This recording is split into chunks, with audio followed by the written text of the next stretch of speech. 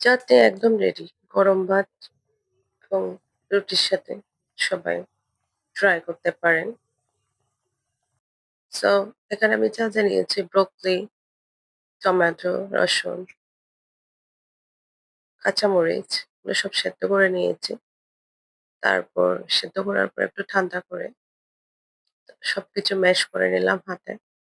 কাঁচা পেঁয়াজ, সরষের তেল, লবণ, পরিমাণ মতো যা লাগে। এই তো সবকিছু মিলিয়ে হয়ে গেল আমার মজাদার একটা চাটনি।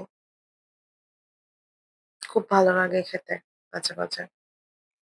শীতের সময় বেশি পাওয়া যায় ব্রোকলিটা। সবাই টেস্ট করতে পারেন।